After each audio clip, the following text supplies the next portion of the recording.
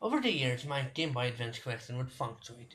A lot of awesome games were lost, a tier to Sonic Advance, and some not so good games were regained. I've talked before about how I enjoy going drifting, playing random games. Sometimes I find games that I had eyed on as a child, but that, with the advent of a new console, become sort of cheap. Very cheap, in fact.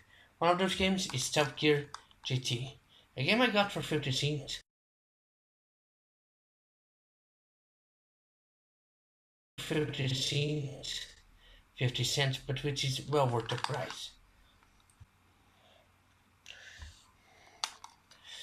But perhaps I am getting ahead of myself just a bit. After all, I have yet to explain just how much Top Gear GT Championship meant to the GBA crowd.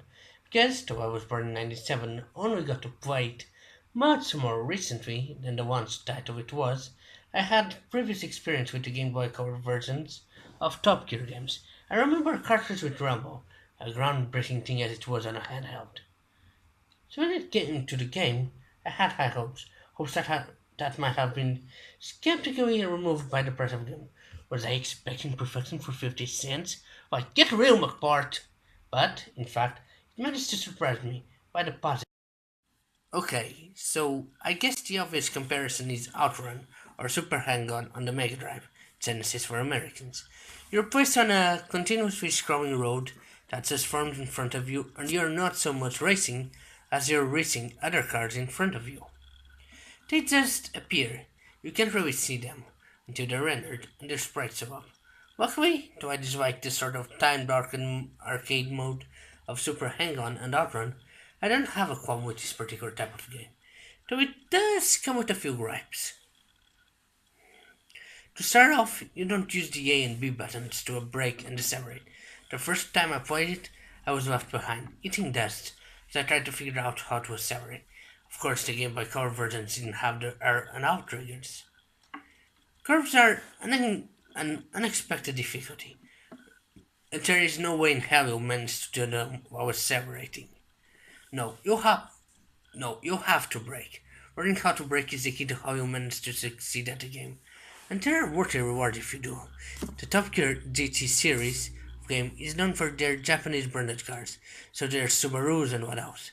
What's really impressive about this version is that even though it's much like Outrun, it's out of 22 cards and those in a slightly different ways, which brings replayability to the game.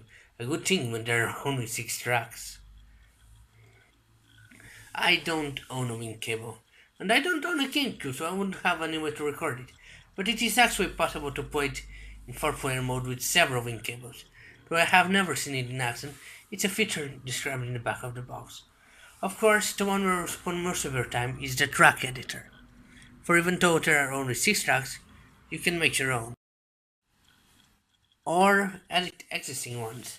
The game does come with a battery save, so it's not like Excite Bike where once you turn it off, it's gone. And it's really simple to use. Easier still than Revolt. The amount of customization you can do to your car is unbelievable as well. You can pick gears, transmissions, and what have you. You can even change wheel types. Such stuff was common in video games on the consoles. I remember messing royally in Killing McRae on the PlayStation 1 by putting snow tires on a dirt road, but not so common, at least at the time, on handhelds. You can also change the weather. The why you drive in the rain, I don't know. If you're doing a championship, damage compounds. You've got to not crash and prioritize repairing what's about to go critical. You don't want things not to work. Overall, Top Gear GT Championship received average reviews at the time. Other, more popular options were given, but I think, even if 17 years later, with how cheap it has become, at least for me, as a once title, it's well worth the price. I haven't even discussed the Fox 3D effect. I don't know what it is, Mode 7 or really good sprite work.